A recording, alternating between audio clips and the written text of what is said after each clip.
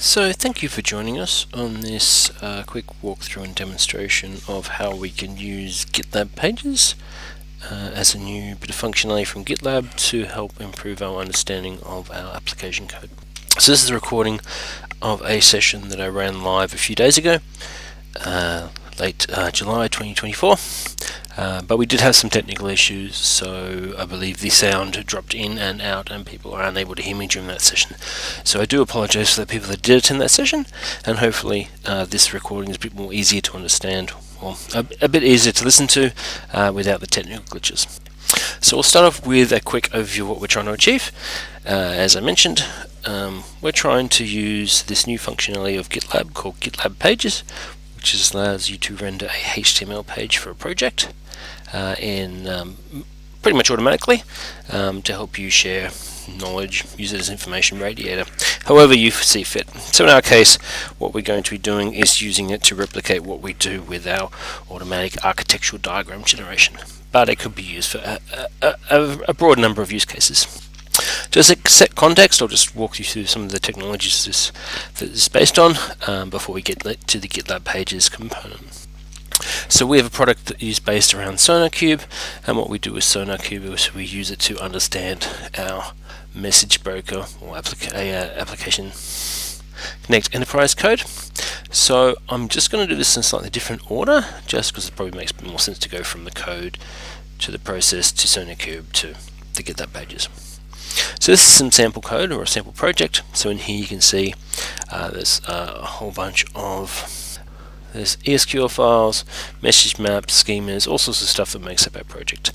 And what we're trying to do is we're going to try and take all that code and generate something more user-friendly and more understandable by, say, business users or new people in the project to give more application context. Now to do this we use something called SonarQube. And essentially SonarQube is a code quality tool, and what you do is you send it your code. SonarQube does run some analysis, looks at your code, looks for various common programmer pitfalls like code duplication, or looks for vulnerable code or code that doesn't perform, non-tested code. So it is a useful tool. So in this case here we can see we've got a whole bunch of issues with these called code smells. Each code smell we can go into the file and it tells you why it's deviated from our coded scenes or our rules. And also let's just go into code coverage, which tells us how much of our code is tested by unit tests. We've got some covered lines. No covered lines for this test, for this piece of code. So what we're going to do as part of a demonstration, we're going to use a GitLab pipeline, which I can show you here, which is part of our project. And this GitLab pipeline essentially is going to do some work with our code. So what we're going to do is we're going to package our code, we're going to run this SonarQube analysis, we're going to run some unit tests, we're going to do some test coverage, and at the end of it what we're going to use is we're going to generate some fixed HTML pages or static HTML pages, and then we're going to use the GitLab steps to turn that into a GitLab Pages website for us. For some more background, I've included the links in the agenda. So in this case here, this is the SonarQube instance we use. So we can see here some standard stuff set up that allows us to run SonarQube. In this case here, this is the project that contains the Docker file that allows us to run these steps inside GitLab. So inside GitLab, when we run things, we can either run it on a standalone runner, which essentially is a short-term, short-lived VM, or what we can do is run it within container and container technology and run a container, or the steps for what we're trying to do inside a container. In this case here, we're using the GitLab runner, which will create a container, which will allow us to run another image bound to that container, and in there we'll have our steps, which are these ones that you can see here. So what we're basically going to do is we're going to try and replicate what we have here for our static diagrams being generated already. Now this here is the website we've generated through these running of this analysis, and we can see here We've generated some information about a flow. We've got some commentary, some documentation, some diagrams, we've extracted the notes, and we've got this summary page here. Now this is very useful, but you might as a team not want to have to set up a separate website to do this, or a separate web server to do this, or you may not have the capability to go from exporting, say, from GitLab in your CI/CD environment to another web server to publish all this information. So we're going to merge them together. We're going to make GitLab the web server. So what it looks like for us is, as I said, we'll run these scripts here, which does the analysis, and the byproduct of our analysis is we're going to have this generated diagram folder. And just for interest, I know it's a generated diagrams folder because inside the properties file we're using to generate the diagrams, we've got a property called flow diagram output, and that tells us it's a generated diagram. So all this is kind of what we had previously for other demonstrations, but in this case here what we're going to do is we're going to move this generated diagram folder into the public folder. Now what this means, well, now we need to do this because GitLab wants it to be in something called public, because that's how it recognizes that it's supposed to be made publicly available.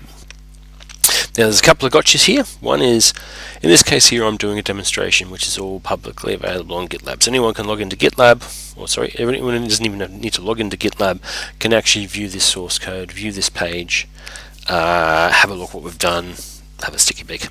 Now if you're working for a large organization or a commercial enterprise or even a government enterprise, you're not likely to want every person with free access to the internet to be able to have a sticky beak inside your project. So more likely than not, your projects are going to be private projects. Now at the moment, GitLab doesn't have the capability of having a private project and a private generated GitLab pages site for the same set of users that have access to the private project. That's on the GitLab, or the software as a service version of GitLab. Inside your own organization, if you self-host GitLab, then these restrictions aren't going to be there. But obviously for this demonstration I couldn't have done that, because then you wouldn't be able to see what happens. So as I mentioned, we put it into a public folder. What we then do is we say we're going to ask GitLab in a pages stage. What we want to do is pick up the public artifacts. Now what this means is when we run it, which we can see here, here's one I prepared earlier, inside our build step we can see those steps that I mentioned in that build job being run. So we can see here's our steps. Well, in this case we're running our analysis. It's pulling this image that I mentioned, this one here, which is the image here, which is this one mentioned here. I'm doing a who am I, just to make sure. This is just helping me debug what's happening when I run these this pipeline. And see, this is the project code I'm going to analyze. Then, as I mentioned, it's going to do some analysis. It's going to pick up some files. The main thing at the end of it is going to produce these artifacts. Which these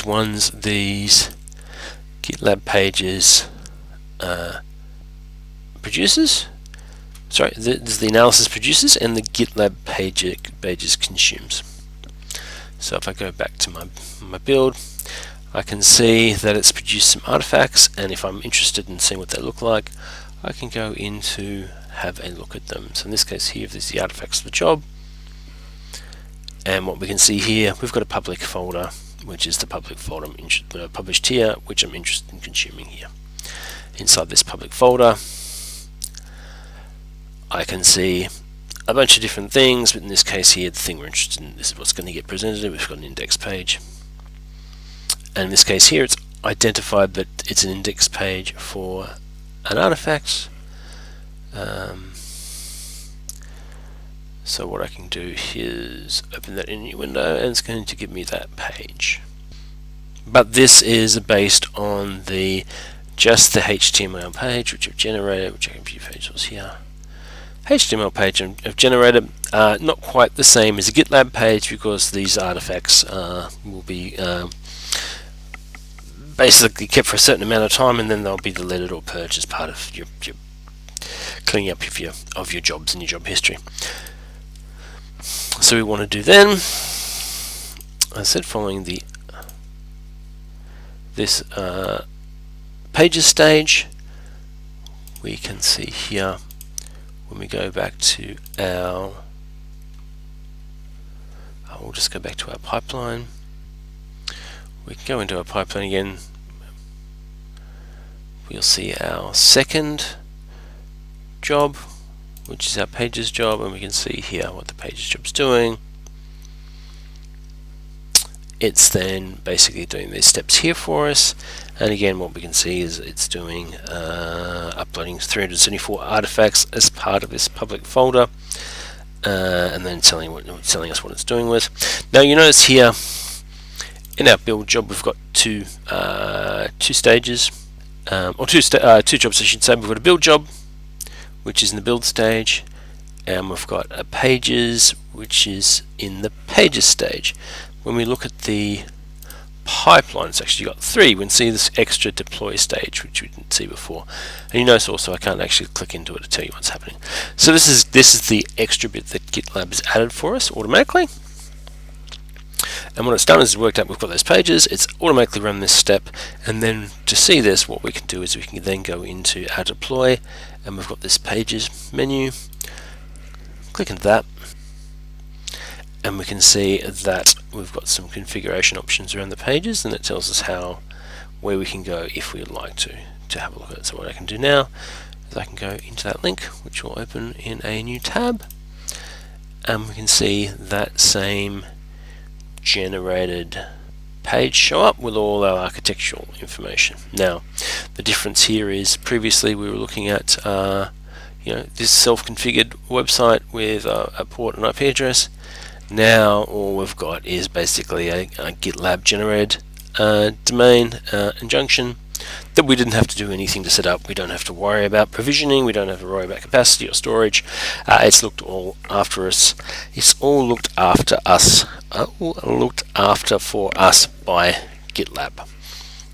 Which means it's one less thing we need to do as developers. Just makes it more likely we can actually make this useful, because we don't have to add all the operational overhead of actually running a web server as part of our development that isn't necessarily core to our business or core to what we're trying to achieve. And so what we can see here, we've got all this useful information. We've got queues and standard ESQL, input files used, output files used, URLs. Now GitLab Pages is in beta, so what I would normally show you if I was demonstrating this when I was running locally, if I open up one of these flows by going to the link, we can see the page open and it gives us a summary of the flow. What happens with GitLab Pages at the moment is I can go into the summary, but at the moment it doesn't actually load any HTML. So some quirk around loading sub pages might be to do with well, honestly can't tell you what it's to do with, but it might be something to do with naming or something odd that GitLab doesn't like. But as GitLab matures, hopefully these sort of quirks will be worked out. So hopefully that is something useful that you can potentially use in your own daily development to make things a bit easier and help improve knowledge sharing. If you do, or if you would like to see more information or find out more about our products, please feel free to contact us via our website. That's bettercodingtools.com via the contact page, or email me, Richard, which is Richard at bettercodingtools.com. Thank you for your time, and again apologize for the issues we had last time I tried to demonstrate this. Thank you.